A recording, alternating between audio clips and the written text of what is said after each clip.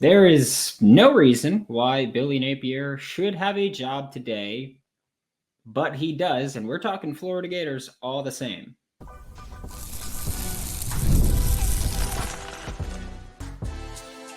You are Locked On Gators, your daily podcast on the Florida Gators, part of the Locked On Podcast Network, your team every day. Hello and welcome back to another episode of Locked On Gators, part of the Locked On Podcast Network, your team every day. Thanks for making Locked On Gators your first listen of the day every day. We are available daily and free wherever you listen to the podcast and on YouTube. Happy Monday. I'm Brandon Olsen. Find me on Twitter at WNS_Brandon. Today's episode of Locked On Gators is brought to you by Game Time. Download the Game Time app, create an account, use code Locked On College for $20 off your first purchase. And we're jumping right into this because it needs to be talked about, right? Billy Napier should not have a job right now. And I know that every time I say that, there's people that go, oh, but this offseason, you thought this year would go great. First off, this offseason, I said 6-6 would be the record. Want to make that clear. I know they're probably not going to wind up at that point, but they're pacing for 6-6. But I said 6-6 was the record. If you go back to the end of the season last year and late December, early January, when people were calling for his job as the recruiting class fell apart, go back to what I said. Because what I was saying was I will give him at least until year 3. Year 3, I've said this before, we'll say it again. I don't think year 3 is long enough to know that a coach will win you a national championship. However, I do think year 3 is long enough to know that a coach won't win you a national championship. And that's how I feel about Billy Napier. I will also say this going back to last year when everybody was like, oh, he's going to lose the locker room. He's going to lose that. I told you, publicly, fan base, calling for his job, calling for his head, all that stuff. But internally, that locker room, he still got them. And I know there's even people now that go, oh, he's lost the locker room already about this or that. Even if you have players telling you that, I'm very hard pressed to fully believe that, because that was, as in the game against Tennessee, was simply a case of players playing great and coaches failing them. That's what that was, okay? In my opinion, that was coaches failing players that were playing great.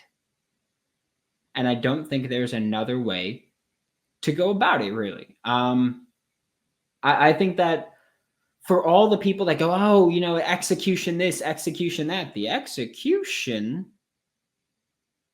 pretty damn good for the most part. I think the players made the most of the plays that were given to them, right? And like I said on Saturday after the game, after the overtime loss, I don't care about the win or the loss. I think that I've always said, and I think I've pretty much proven consistently, I don't care too much about the results if the process works, okay?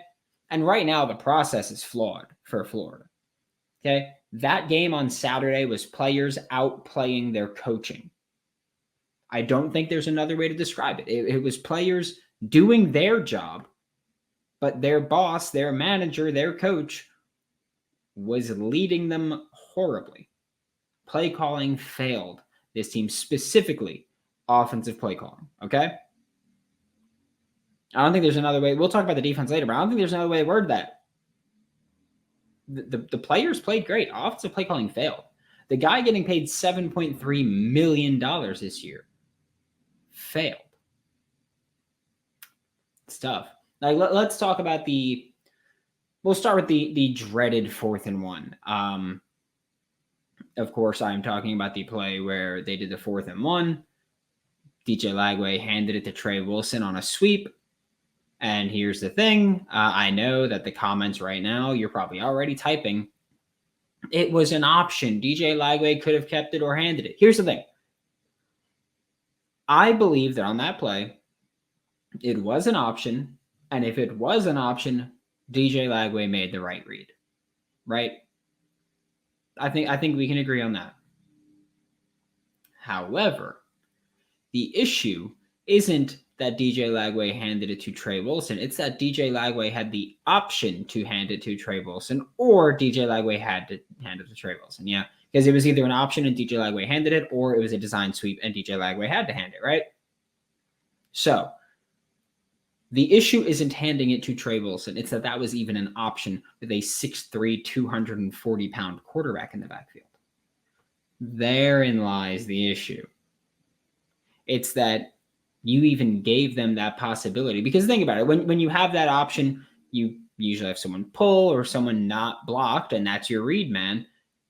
If you just blocked that guy and sent DJ Lagway straight, you probably pick up that first down. More likely than not, with your 6'3", 230-pound or 240-pound quarterback that can run, you probably pick up that first down. But because you even gave him the option to hand it off, he made the right read. Play stunk, right? I will also say I think Trey could have cut upfield sooner, but he tried running too wide. I think he could have cut upfield sooner and gotten the first down. But again, shouldn't have been in that position to begin with.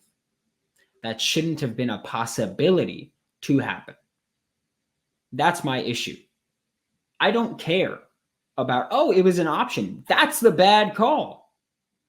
Any call other than hand it to a running back to run straight or hand it to Lagway to run straight or snap it to Lagway to run straight. Anything other than those two, bad decision. Okay? And you gave him the option to hand it off. He did his job. Again, this is a player doing his job and handing the ball off, making the proper read. But the play call was, that's all that was. That's all that was. I'll do it again. That's all it was. The play call stunk. It was stanky. Play call sucked. Let's go to the 2-point conversion, okay? And I said this before. I've said this weeks ago, and I will continue to stand on this. Never again is Billy Napier or anyone associated with Billy Napier at that time. So if he goes somewhere else and that staff, that social media team, never again are you allowed to, scare money don't make money, Which, by the way, you know how pissed I was that after the Utah game, when of course, the first Utah game, when scared money don't make money was a thing. I'll tell you this. I don't even know if I've ever told this story before. But after that game, I was sitting front row in that game for the first Utah game in 2022, Billy Napier's first game as the Florida Gators head coach. Scared money don't make money was a huge thing in the fan base at the time, right? So I'm sitting front row. Amari Burney gets the pick. Florida Gators win the game. Crowd goes nuts. I just smacked my computer. Crowd goes nuts. Everyone goes crazy, right? If you were at that game, maybe you remember this, maybe you don't. But once the clock struck 0, they did the alma mater, all that. Do you know what song blasted through the speakers? It was a song that came out, I believe, that summer. Scared money don't make money. YG, J. Cole, forgot who the third one is on it. But that song blasted through the speakers at Ben Hill Griffin Stadium. And then now, fast forward to year 3, and we're dealing with 2-point conversion to win the game or lose the game. Billy Napier comes out. Looks like he's going to run some kind of trick play where Hayden's snapping the ball to Lagway, and it's like, what the hell is happening here? Tennessee calls timeout. Billy Napier's over there on the sideline with just grinning ear to ear, big smile. He's so happy. I fooled you, Josh Heupel. I got you to use a timeout. Aren't you so stupid? Now I'm just going to kick it. Who's stupid there? Because here's the thing about that. At the end of the day, the Florida Gators offense throughout the entirety of that game was not good in the red zone, right? They were not good at converting to touchdowns. Tennessee wasn't great either, but they had a few, right? What Florida did drives me just up a wall. Your offense wasn't going to do anything other than kick field goals. You could say, oh, no, we would have had it. I don't care what you say. I'm looking at what we saw from that team. And it was not, oh yeah, towards the end of the game, we were really wearing them down and getting it. Nope, none of that. Your offense got worse as the game went on. You were going to settle for field goals the entirety of the time. Tennessee would eventually score a touchdown, and you knew they would eventually score a touchdown. I don't care about the missed 47-yard field goal. A college kicker, I don't have the expectation that you're going to make that. But you knew Tennessee would eventually score a touchdown. You played for a field goal. You opted for overtime. Even if you go for 2, I don't care if you get it or not. If you get it and Florida wins, great. It worked out. If you don't get it and you lose, I can at least respect that was the right decision to go for it. And this isn't revisionist history. If you're part of the Locked On Gators Insider program, which the link's in the description below if you want to join it, people, like I said, after this timeout, I'd still go for it. You lose if you go to overtime. Went to overtime, you lost, and now you're going to be looking for a new job. And speaking of a new job, we'll get to that next on Locked On Gators. When you're hiring for your small business or university, you want to find quality professionals that are right for their role. That's why you have to check out LinkedIn Jobs. See what I did there? Last year, we had this national show, College Football Kickoff Live with Locked On, and we used to make LinkedIn Billy jokes all the time. Boy, was that great foreshadowing, right? LinkedIn Jobs is a tool to help you find the right professionals for your team faster and for free. And LinkedIn isn't just another job board.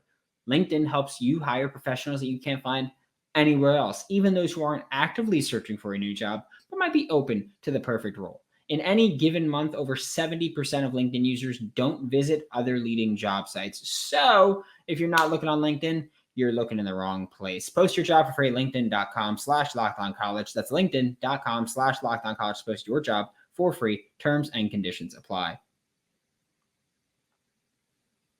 Thanks for being Locked On Gators, your first listen of the day, every day. We are available daily and free wherever you listen to the podcast and on YouTube. I hope you like what I did there. I had fun doing that. I want to not, again, I don't have fun or take solace in calling for someone's job. But if it's something I feel I have to do, I'm going to try to have fun doing it.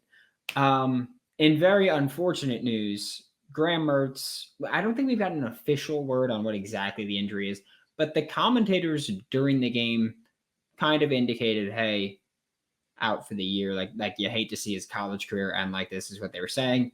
On the sideline, you saw Cam Carroll, who has dealt with a knee injury and setbacks since he got on campus in Gainesville. You saw Cam Carroll kind of consoling Graham Mertz, who was on crutches and out of his uniform and all that stuff. And it was just, it's sad stuff to see a player go out with what you can assume is a season-ending and college career-ending injury. I'm not going to say his career is over. I do believe there is a path still for him to go to the NFL as an undrafted free agent, maybe earn time as a backup with a team or on the practice squad.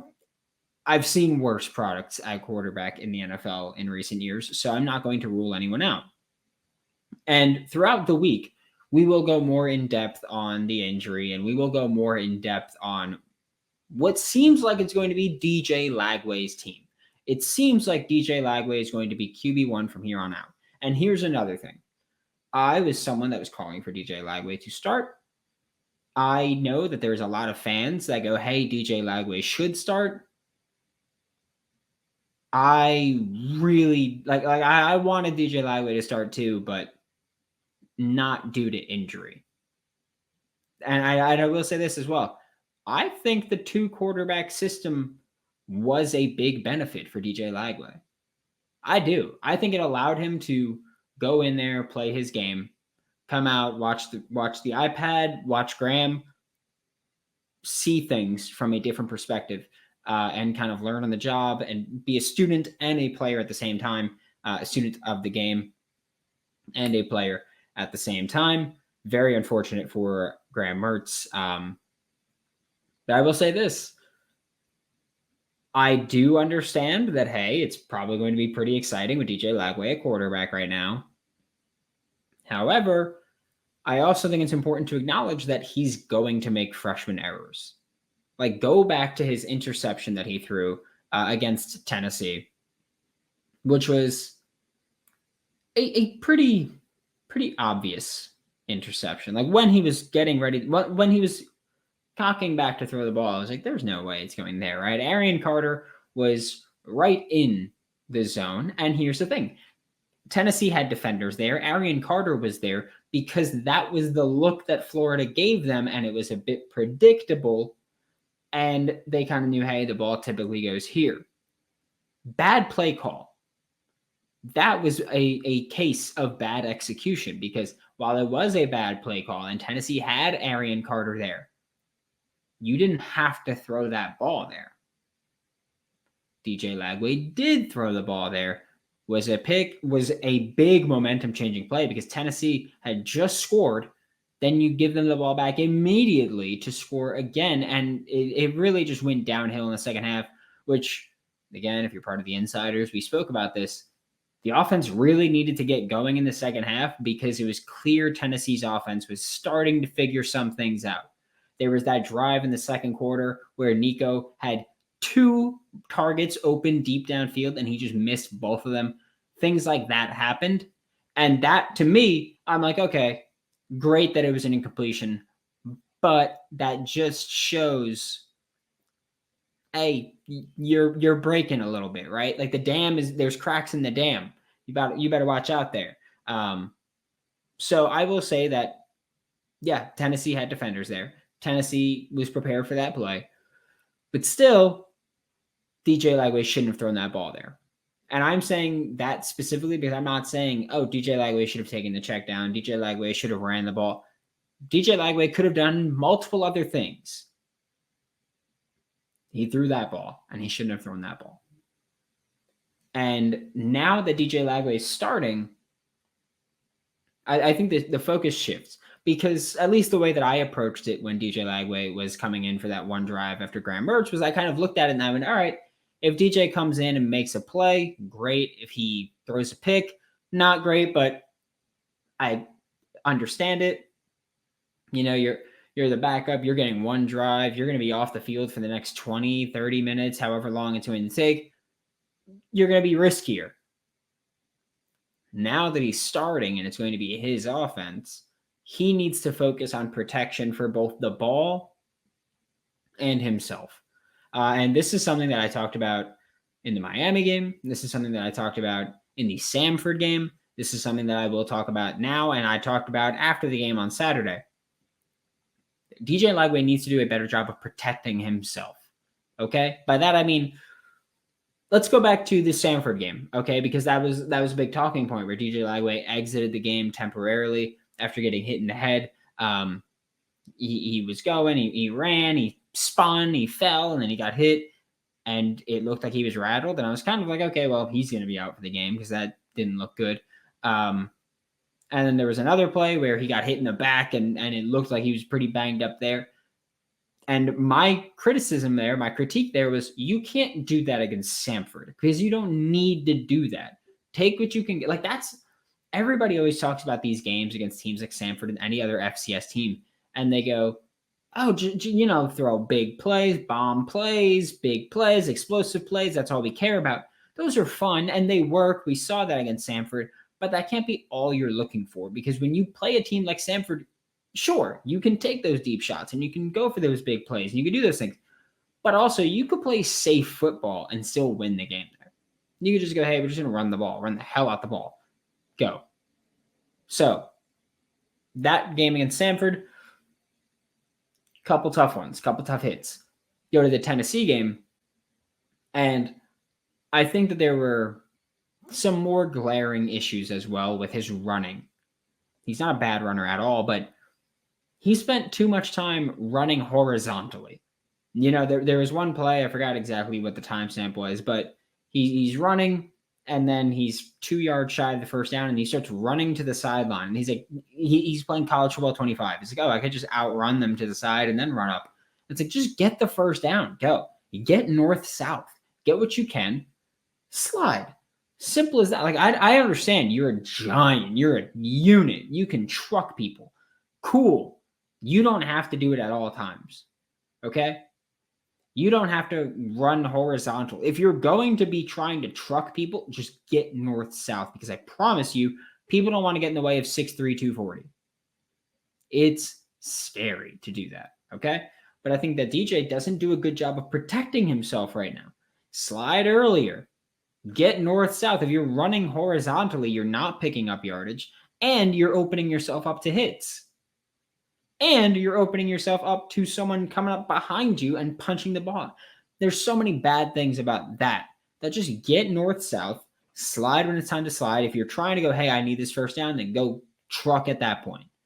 But I don't think you have to do it just at all times. And we've seen quarterbacks, even in college, take those hits and then regress after that because you're sore, you get hurt, you get banged up. It happens. It's understandable, but you can do things to try to avoid it. And so we will spend a lot of time this week talking about DJ Lagway in what we assume is going to be his first Power 4 start this year. We are going to talk about the defense next on Locked On Gators. Game Time has a new feature called Game Time Picks that makes getting tickets to see your favorite teams play live even easier. And you know, I'm going to look right now and see what the ticket prices are for, the ticket prices for Big X The Plug in New York at Graham Mertz Theater on November 7th right now, which is my friend's birthday. The get-in price is $84. Okay? Just so you know. Get-in price is $84. If you want to be in the VIP section, it's $109. Who thought? But if you want to go to, I don't know, Mets game 3, that get-in price looks like it's about $336. You can go on Game Time, and that's with all-in pricing, so there's no surprise fees at checkout, so I know exactly what I'm paying for when it's an already pretty expensive thing. Take the guesswork out of buying tickets with Game Time Picks. Download the Game Time app, create an account, use code Locked On College for $20 off your first purchase. Download Game Time today. What time is it? It's Game Time. Thanks for making Locked On Gators your first listen of the day every day. We are available daily and free breakfast in the podcast and on YouTube. And I don't have flowers, but if I did, I would throw them to the defense because my word, did a lot of those guys play really well. Jordan Castell, Jason Marshall were the only two that played the entire game. I think this was one of Jason Marshall's worst games of the season. And here's the thing. I still don't think it was bad, especially in coverage. I don't think it was bad. I think his tackling was pretty rough, but I don't think he was bad at all. Then you look at people like Sharif Denson played great. Like this was a game where you look at the young players on this team and you're like, okay, there's a lot of talent on this defense right now. Jaden Robinson played the best game of his young career, which is fantastic to see. You can go back again to whenever he committed. He was part of the 2023 class. And I was a big fan. He's a safety playing linebacker coming down. He's going to make that transition long-term. He played so good. It was awesome to see. In coverage as a blitzer, he just played a great game. It was truly, it felt like a coming out game for Jaden Robinson. It did. It was just one hell of a game. Sharif Denson. Dog. Sharif Denson, of course, had his pick against Nico Iamaleava, which is a name that is forever going to screw me up. Wouldn't hate if he transferred out of the SEC just so I don't have to say his name. Cameron James played well. Pup Howard. I mean, Pup just balls, right? He just balls always. It's great to see there. Yeah, a lot of young names popped. I liked what I saw from Dijon Johnson for the most part, though. He looked pretty good. We saw Miles Graham and Aaron Childs play, so that wasn't surprising either. It was a great game for the Florida Gators defense. There was that one drive, too, where they got 3 sacks in a row. It was Jaden Robinson got one, and then I want to say it was Gums, and then Tyreek Sapp had one. And, of course, when Tyreek Sapp got one, everyone just went nuts and berserk. It was great. Like, the pass rush looked like they finally got things going. It was great.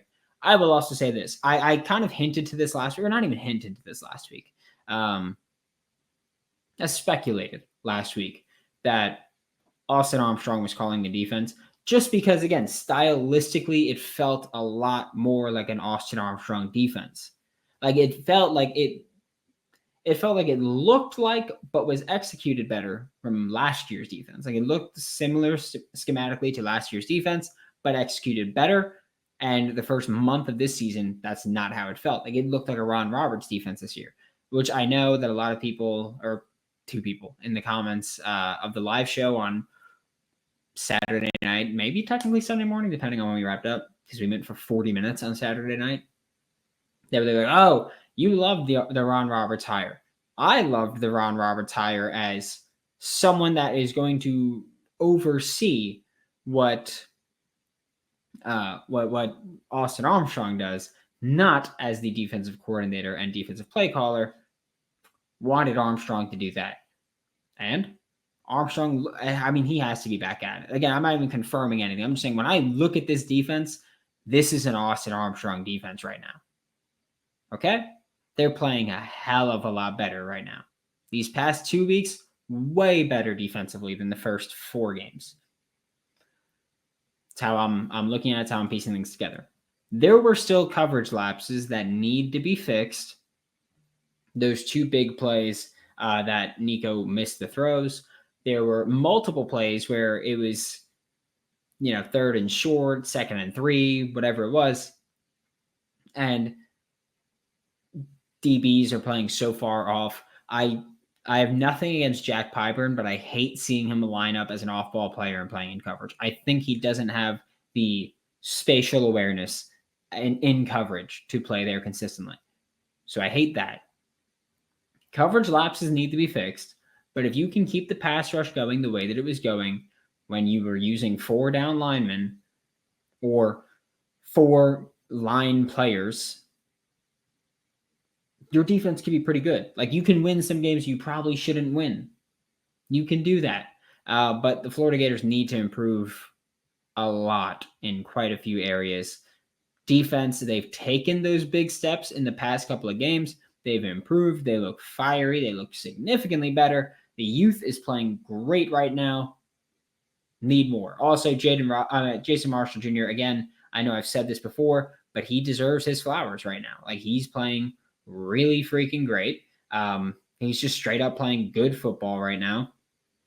He didn't travel this week. Last week against UCF, he traveled with Kobe Hudson, the top receiver for UCF. He didn't do that this week. I'm curious which I do think he will do it whenever they face another team that it's like, oh, he's the clear-cut receiver. I'm curious if that was more, we don't feel Tennessee has that clear-cut, clean-cut number 1 wide receiver, or if it was like, hey, due to Tennessee's scheme, it's just easier to have, you're going to play this side, you're going to play this side. Not sure, but Florida's defense is taking strides. Offense, got to step it up, which should be more exclusive with DJ Lagway. Thanks for making Locked On Gators your first listen of the day every day. We are available daily and free wherever listen to the podcast and on YouTube. We'll be back tomorrow. Talk more Florida Gators football for Locked On Gators. I'm Brandon Olsen. Don't forget to follow me on Twitter at WNS_Brandon, and I will see you all next time.